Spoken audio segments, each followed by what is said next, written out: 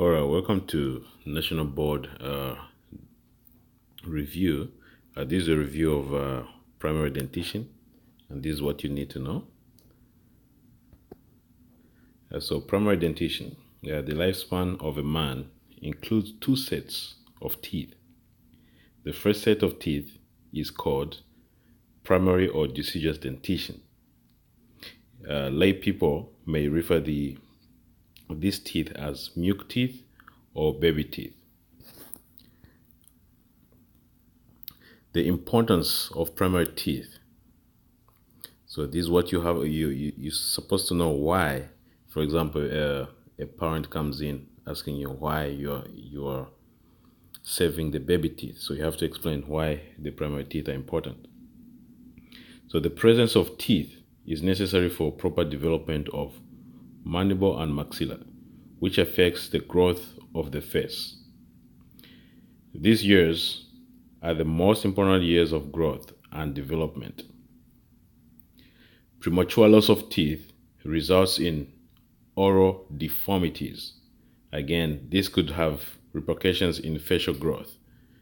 If you lose teeth, you may lose arch space, which can affect the jaw growth and aesthetics of the face. So a child also will chew his food better with teeth than without them. This is important for digestion and assimilation. This contributes to both the immediate health and the future well-being of the individual or the child. The infection of a primary tooth can result in serious formation of abscesses, which can affect the development of the permanent tooth. Should the body's attempt to ward off the isolated infection fail, the infection can spread to the cell of an erupting or neighboring tooth and seriously impair the cellular physiology of that tooth. The numbering of primary teeth.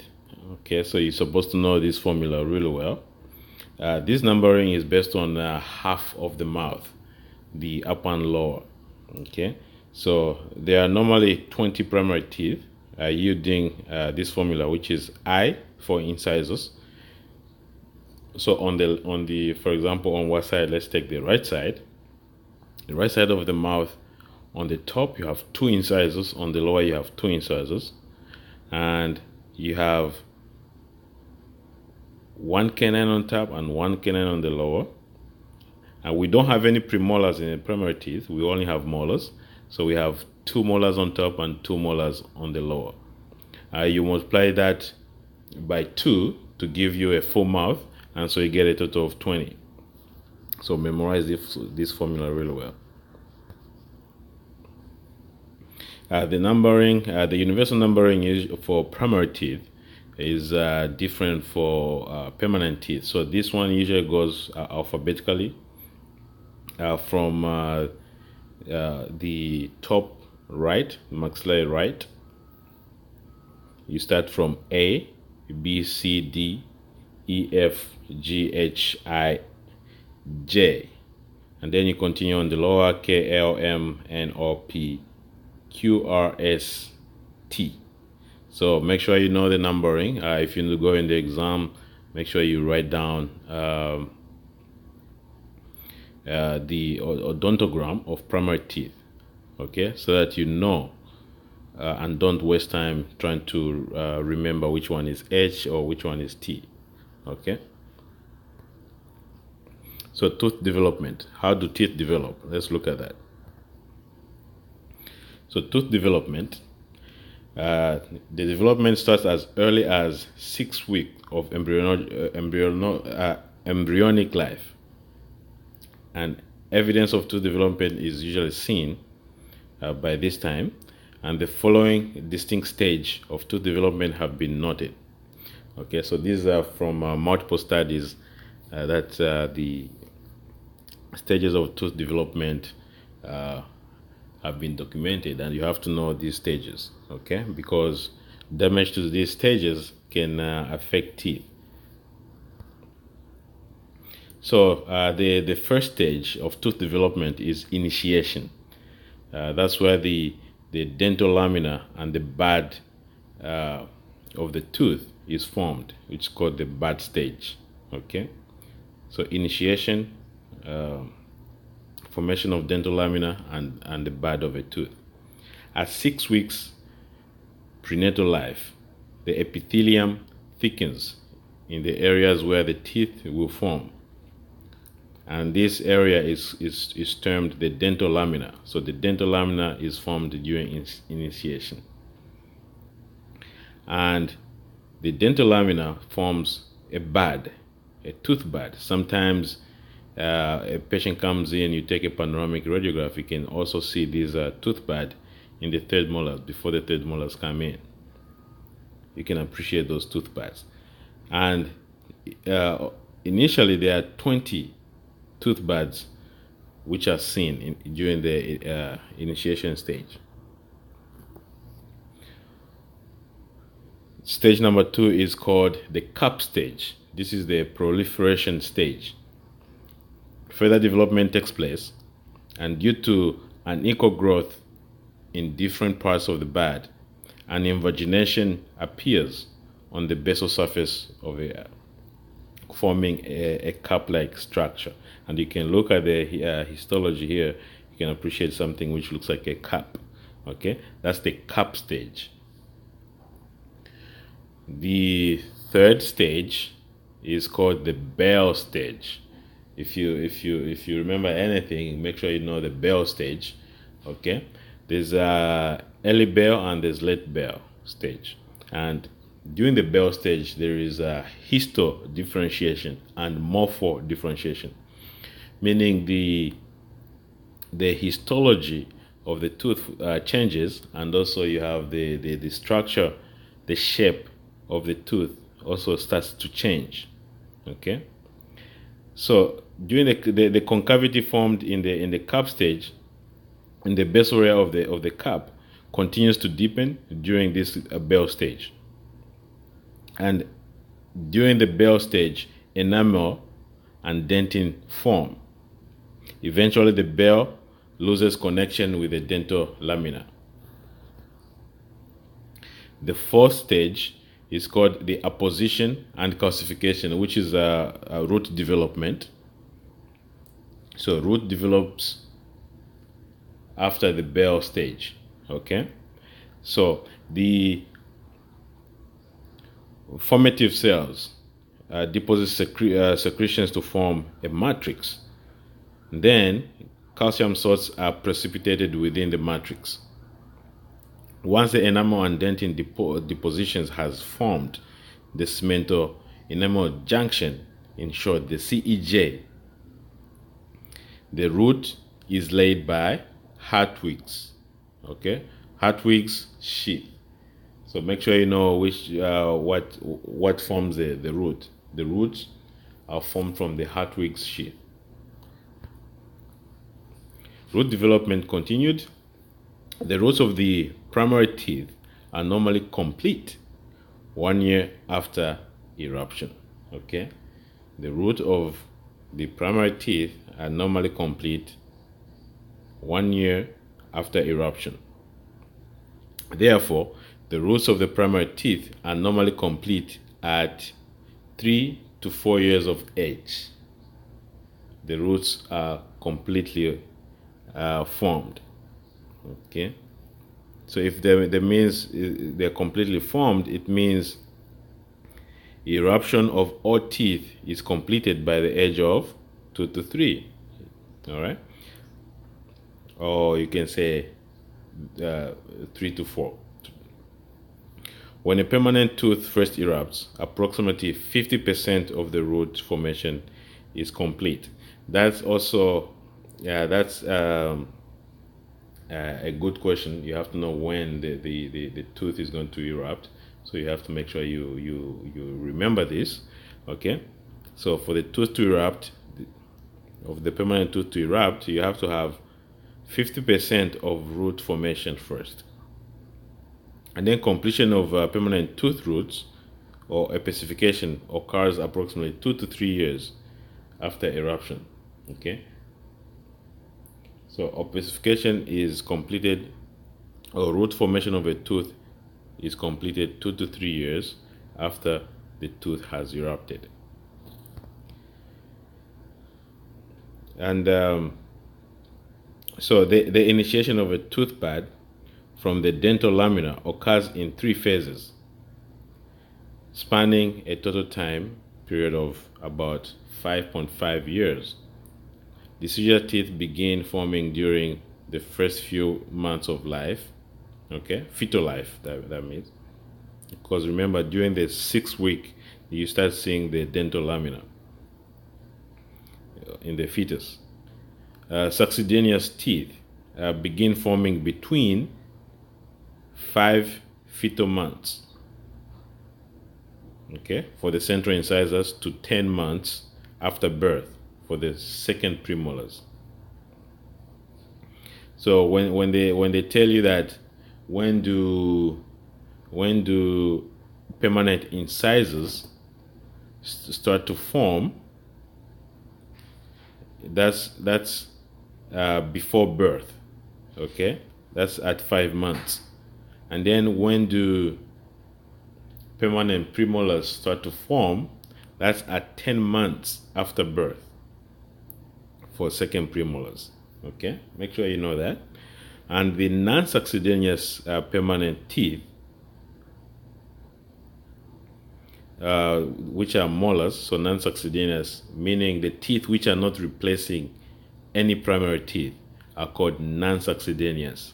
They are not succeeding anything; they're just coming into mouth. So that's why they're called non-succedaneous. And the non-succedaneous teeth, permanent teeth, are molars. They begin forming at 4 fetal months. That's before birth for the first molars. And then for the third molars, they start forming 5 years after birth.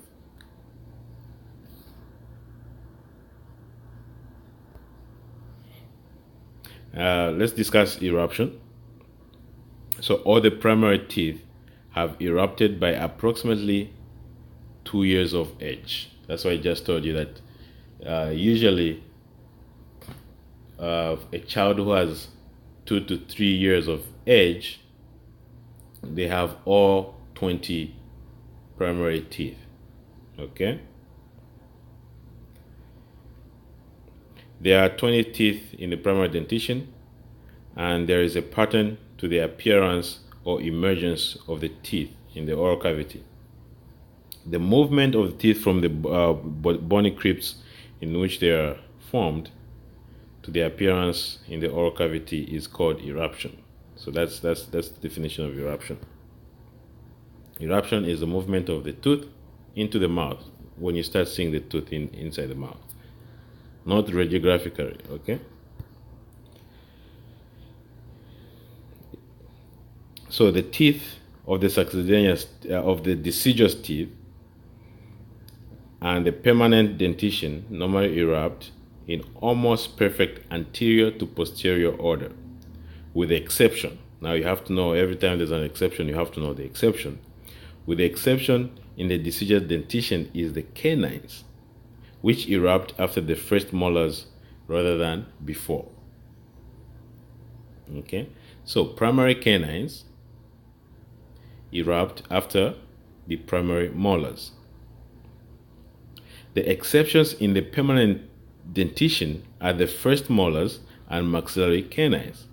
The first molars are typically the very first permanent teeth to erupt, and the maxillary canines erupt after the other anterior teeth and the premolars have erupted. Okay, very important key points here. The mandibular deciduous and permanent teeth erupt before their maxillary counterparts. So mandibular, meaning the mandibular teeth, erupt before the maxillary teeth. Okay, so for example, mandibular incisors are going to erupt before maxillary incisors.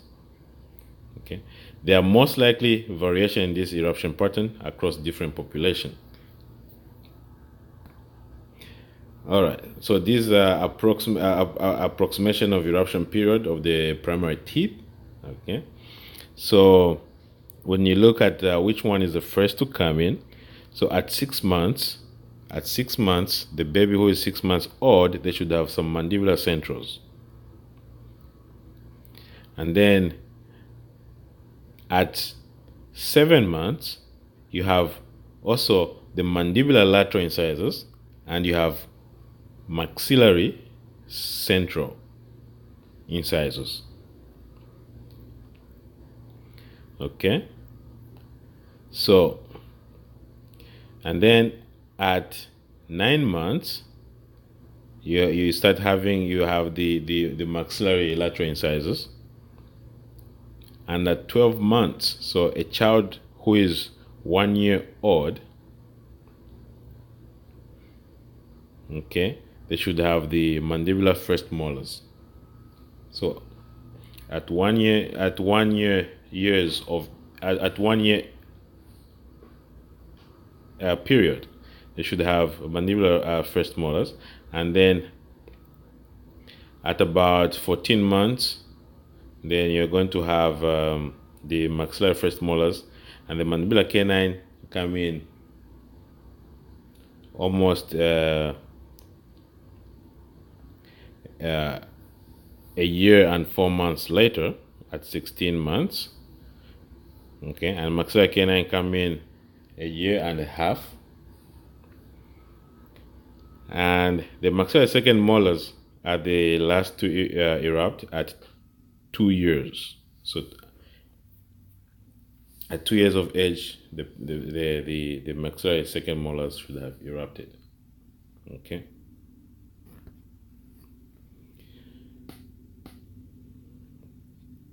All right, and so for the permanent teeth, the eruption period, usually these they are very easy to memorize if you focus on the first numbers. Okay, and you can see that most of these ranges, they are almost 1 year apart. So 6 to 7, and then from 7 to 8, and then from 8 to 9, 9 to 10. So that makes it easy for you to memorize, so that you can make this chart when you go in the exam. You should be provided with some scratch pads. You can go in and write them down immediately.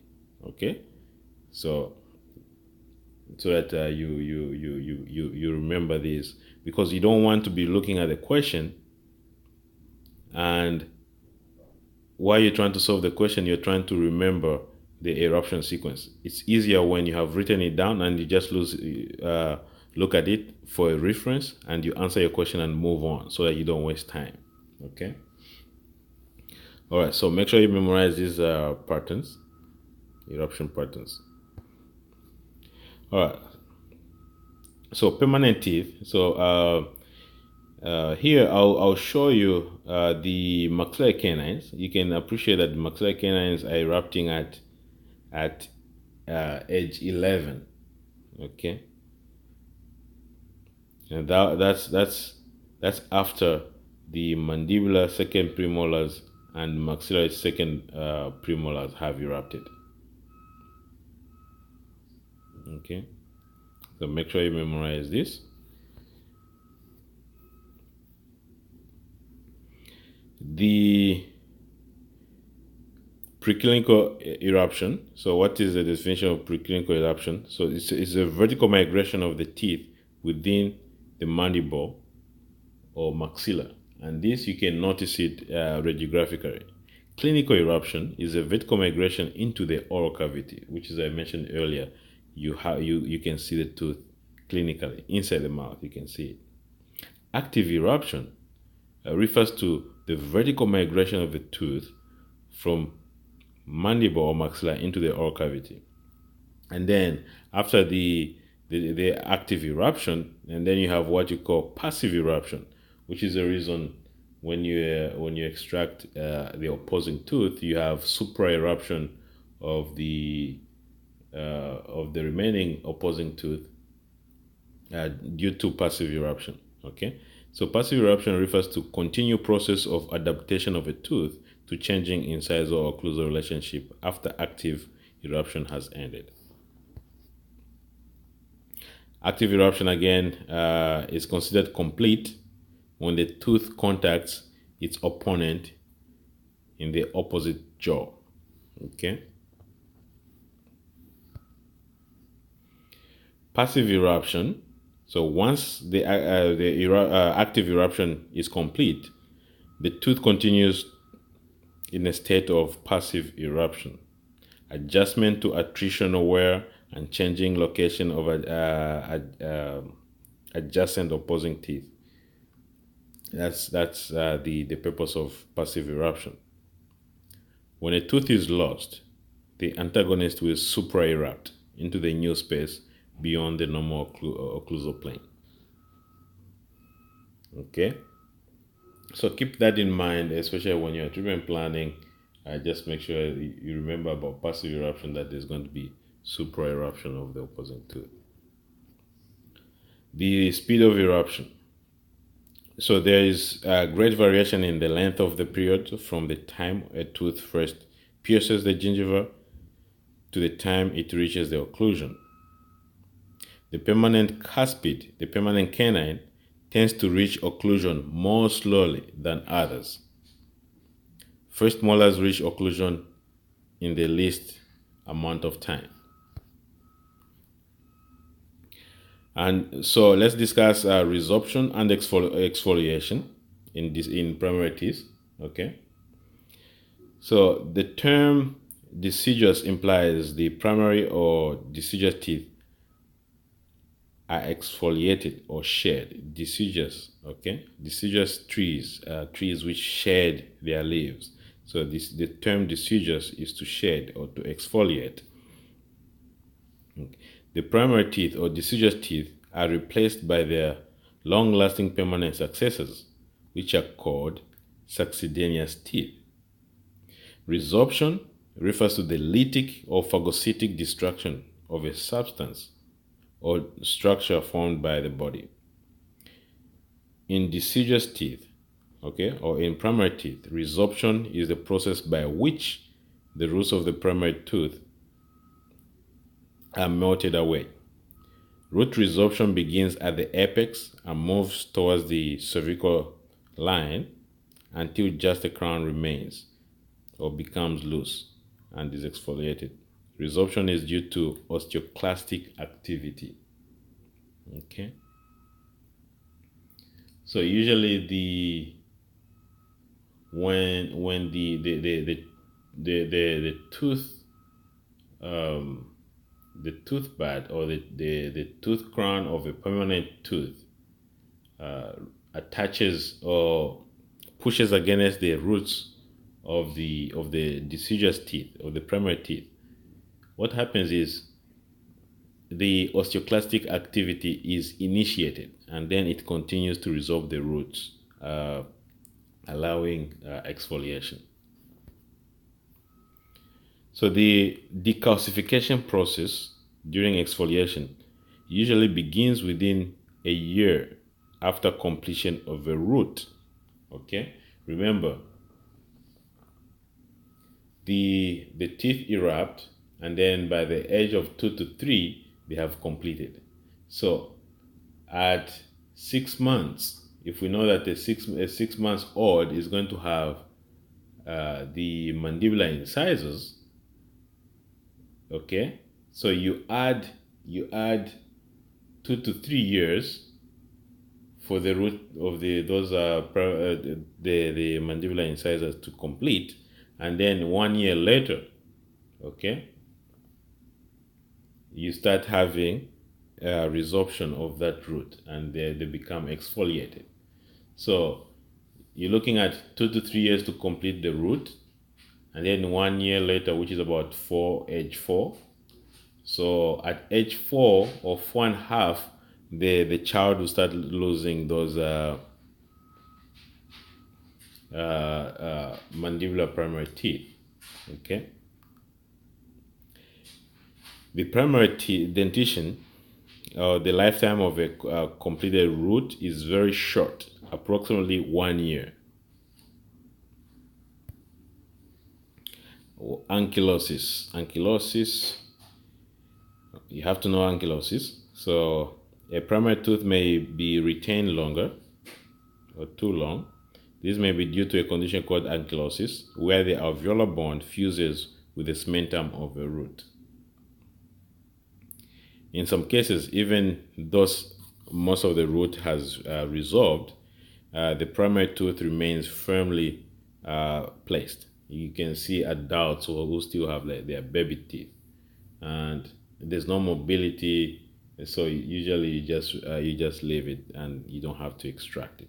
Make sure you remember that if the primary tooth is ankylosed and it doesn't have any infection, you don't have to extract it. Okay, especially if the succedaneous tooth is missing, you don't see it on the X-ray. So remember that. So if the permanent successor is present, it will fail to erupt due to ankylosis. Okay, or erupt out of place, and the permanent successor may be missing. When no permanent tooth or tooth bud is present near the roots of the primary tooth, the roots of the primary tooth will usually not resolve. Okay. So sometimes the retention of a primary tooth is not due to the ankylosis itself. It's just because that there's no tooth bud of a permanent tooth, so there's nothing to initiate the resorption. So the primary tooth stays in longer. So dentition periods, here the primary dentition period is that period during which only the primary teeth are present. And the primary dentition period occurs approximately 6 months, as you can see in the diagram, occurs from 6 months to 6 years of age. That's the primary dentition period, 6 months to 6 years. The primary dentition period ends with the eruption of the first permanent tooth. So the question is, when does the primary dentition period end? When the first permanent tooth erupts, which is usually the mandibular first molar. Okay. During the mixed dentition period, both succedaneous teeth and permanent teeth are present. The mixed dentition period lasts from approximately 6 years to 12 years of age. That's mixed dentition. Okay, 6 to 12, that's mixed dentition. 6 months to 6 years, primary dentition. 6 years to 12 years, that's mixed dentition. And the mixed dentition period ends with the exfoliation of the last succedaneous tooth. The last primary tooth, when the baby loses the last primary tooth, that's when the mixed dentition ends, which is normally the primary maxillary canine or second molar. Permanent dentition period is the period when only permanent teeth are present. The permanent dentition begins at approximately 12 years of age and continues through the rest of life. So, in summary, the eruption summary: the first permanent tooth to erupt is the mandibular first molar. The first succedaneous tooth to erupt is the permanent mandibular central incisor. The last permanent incisor to erupt are the maxillary lateral incisors. Maxillary canines usually erupt after the premolars and other anterior teeth have erupted. The last anterior teeth to erupt are the maxillary canines. Make sure you know this summary. More summaries. So the beginning of an active eruption of a tooth begins after 1/2 of the root is formed, so 50%. The primary teeth normally erupt between birth and 2 years of age. Exfoliation of the primary teeth occurs between 7 and 12 years of age, and the primary maxillary canine is usually exfoliated between the ages of 10 and 11. Okay, remember that the primary maxillary canine is exfoliated between 10 and 11. That means the permanent maxillary canine is going to erupt at the age of 11 to 12. The spacing between the anterior teeth in 5-year-old is most frequently caused by the growth of the dental arches. Okay, so at 5 there's going to be some spaces. Okay, and those spaces you have to know the name of them, and that's caused by the growth of dental arches.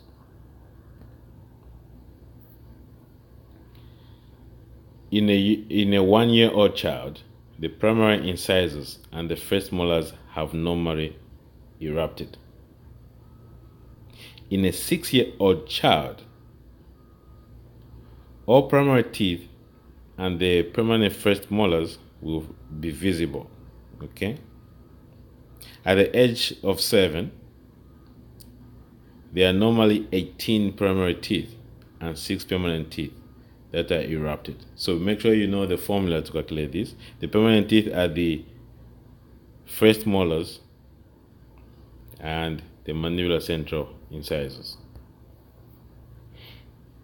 At the age of 8, the teeth normally present are the permanent central and lateral incisors, deciduous canines and molars, and permanent first molars.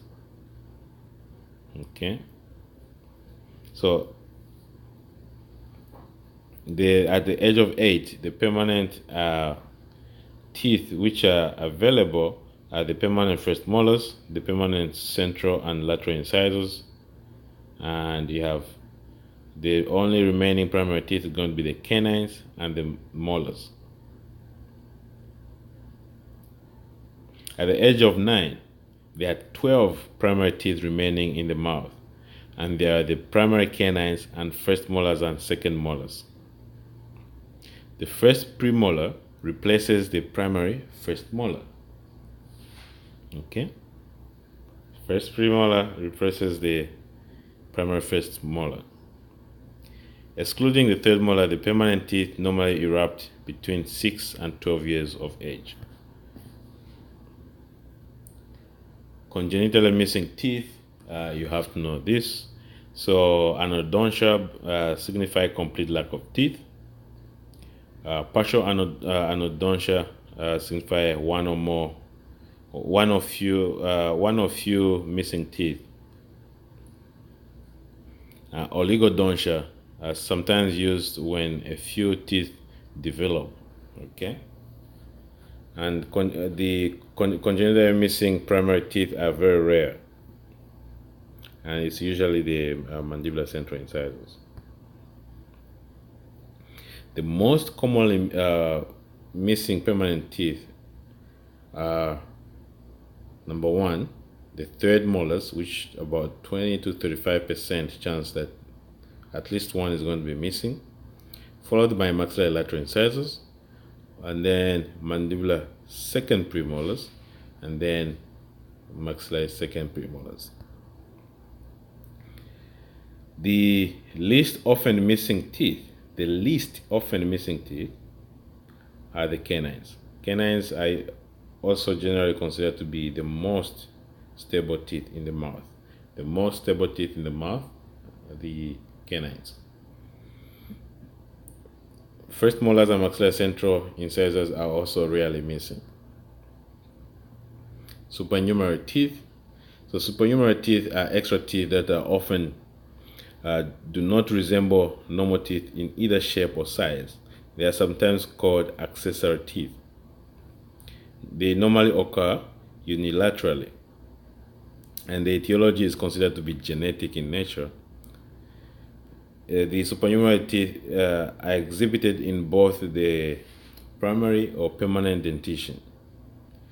In permanent dentition, most common in the maxillary incisor area are the mesiodents and third molar area, which are called the distodents, or sometimes they are referred to as paramolars.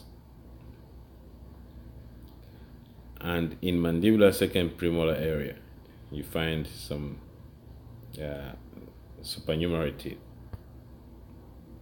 All right, this is the end of the review.